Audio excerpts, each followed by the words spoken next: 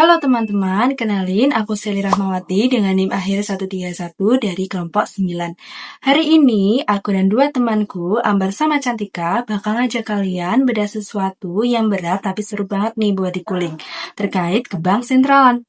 Spesifiknya, kita mau ngomongin efektivitas transmisi kebijakan moneter lewat saluran kredit dalam mendorong pengentasan kemiskinan sebagai wujud bela negara di bidang ekonomi. Kedengarannya akademis dan pusing banget ya. Tapi tenang, kita bakal bahas pakai bahasa santai biar kita semua paham sampai ke akar-akarnya.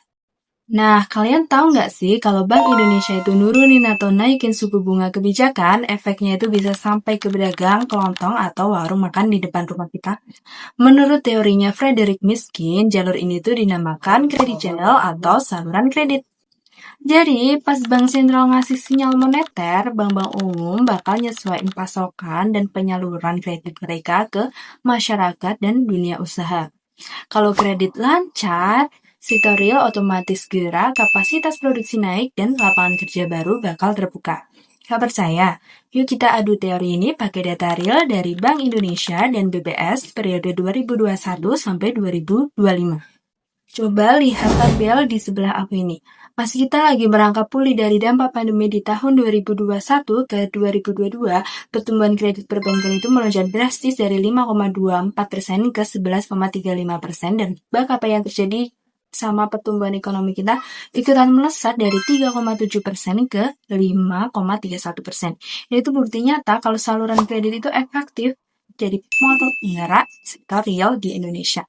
Bahkan kalau kita bedah data triwulan tahun 2025 kemarin, penyaluran kredit modal kerja itu mendominasi banget loh, menyentuh angka 88,34% di triwulan 2 dan terus stabil tinggi sampai akhir tahun. Kredit investasi buat ekspansi usaha juga melompat sampai 87,32% di triwulan 4. Artinya, dunia usaha itu benar-benar dapat suntikan modal produktif, bukan sekedar kredit konsumtif buat foya-foya. Tapi nih, sebagai anak ekonomi pembangunan, kita nggak boleh cepat puas.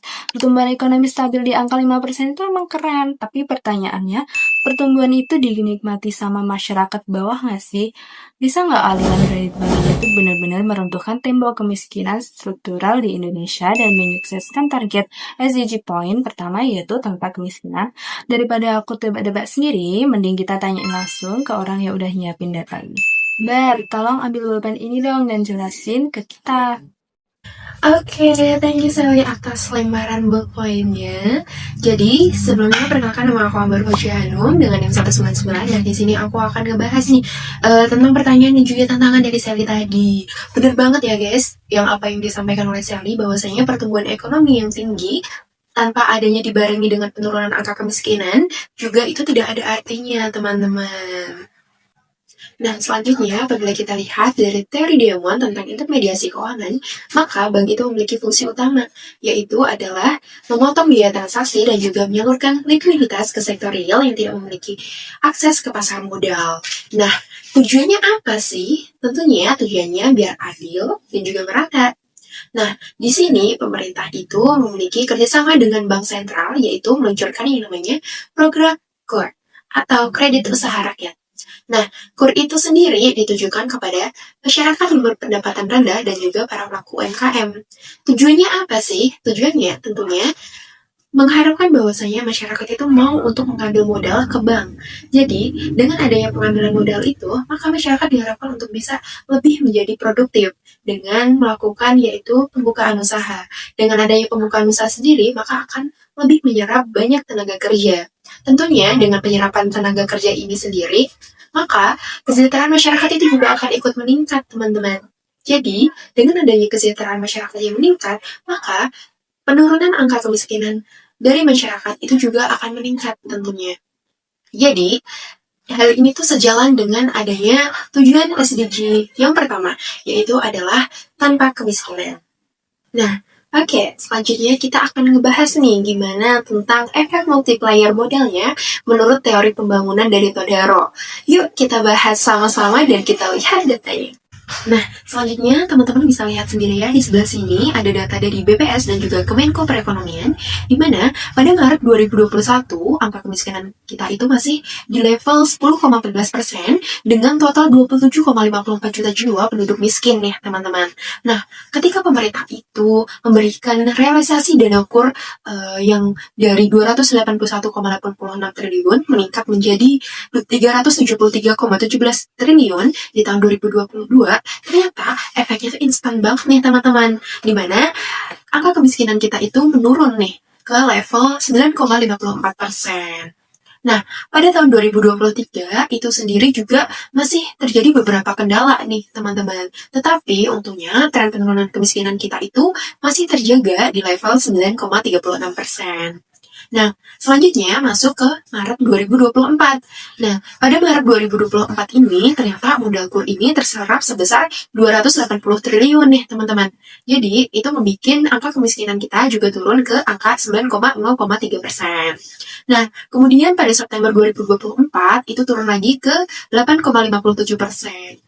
Nah, selanjutnya, kalian juga harus tahu nih teman-teman, ternyata pada tahun 2025, tepatnya di bulan September kemarin itu menjadi sejarah dalam perekonomian Indonesia. Kenapa bisa kayak gitu? Karena ternyata tingkat kemiskinan kita itu berhasil menyentuh angka terendah sepanjang sejarah nih teman-teman, yaitu adalah 8,25% dengan jumlah penduduk miskin itu sekitar 23,36 juta orang. Nah, ini artinya apa sih teman-teman? Jadi, ini artinya adalah bahwasanya skema kredit yang murah itu terbukti efektif nih teman-teman, ngasih nafas buat modal usaha baru. Nah, sehingga hal ini juga menciptakan lapangan kerja yang lebih meninggi atau meningkat dari tahun-tahun sebelumnya. Tapi tunggu dulu teman-teman. Di balik rekor manis yang kita peroleh tadi, ternyata masih ada misteri makro yang masih mengganjal nih teman-teman. Jadi, dari data Bank Indonesia itu sendiri mencatat bahwasanya ketersediaan dana likuid di perbankan itu sangat melimpah ruah. Tetapi pertumbuhannya itu masih lemah teman-teman. Jadi, kok bisa sih dana di bank itu banyak tapi nggak tersalurin dengan baik ke masyarakat luas? Sebenarnya ada hambatan apa sih? Nah, untuk mengetahui hal itu tadi, kita serahin nih ke personil ketiga kita, yaitu adalah Cantika Zela, di mana dia akan ngebahas tentang hambatan analisis di SDG 17. Nah, Cantika, ambil pulpen ini ya. Selanjutnya, aku serahkan ke kamu. Oke, masuk Ambar, dapat pulpennya. Halo teman-teman, aku Cantika.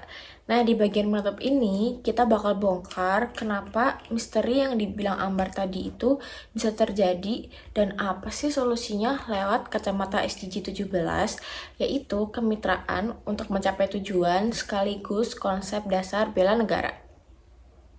Nah, jadi gini teman-teman, data dari World Bank itu nunjukin kalau rasio kredit sektor swasta terhadap PDB Indonesia itu beberapa tahun terakhir itu mandek di sekitar 35-30% aja.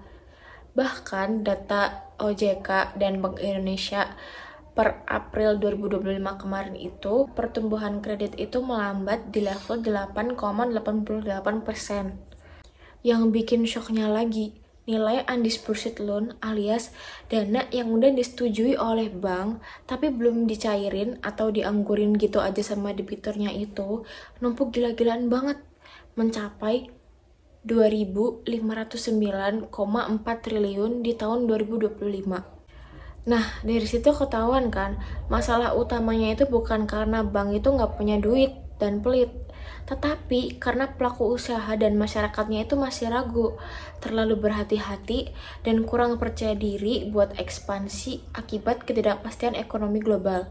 Sesuai dengan teori kemitraan, kebijakan moneter bank sentral itu nggak akan bisa jalan sendirian. Kita butuh sinergi dari 3 arah yang solid. Yang pertama itu pemerintah, yang kedua perbankan, yang ketiga tentunya adalah masyarakat.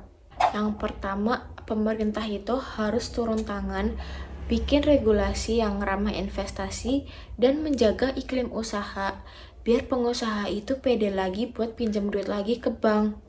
Yang kedua, perbankan itu nggak cuma menyalurkan dana aja, tetapi harus kasih manajemen pelatihan usaha, terus perluas digitalisasi, kemudian edukasi digital, biar pedagang kecil di daerah terpencil itu nggak gampang tumbang pas ada guncangan ekonomi.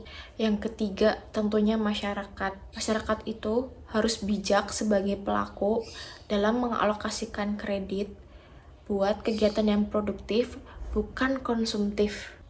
Nah, kolaborasi kompak dari ketiga pilar inilah yang merupakan wujud penerapan bela negara di bidang ekonomi. Membela negara itu nggak selamanya harus mengangkat senjata di medan perang, tetapi ketika kita bersatu, bersinergi untuk membantu UMKM melepas dari kemiskinan, menjaga kemandirian ekonomi nasional dari guncangan global. Nah, hal tersebut berarti kita sedang melakukan aksi bela negara yang sesungguhnya. Kesimpulan akhir dari kelompok kami, transmisi moneter lewat saluran kredit di Indonesia terbukti sangat efektif menumbuhkan sektor real dan sukses mencetak rekor penurunan kemiskinan sepanjang sejarah. Tapi efektivitas ini bisa jauh lebih baik jikalau sinergi kemitraan antara pemerintah, perbankan, dan masyarakat itu diperketat lagi kinerjanya. Yuk kita mulai dari diri kita sendiri dengan melek literasi keuangan dan mendukung produk lokal. Sekian pemaparan tugas video ke Bank Sentralan dari kelompok 9. Semoga bermanfaat, tetap semangat, rasional, dan salam bela negara. Bye-bye.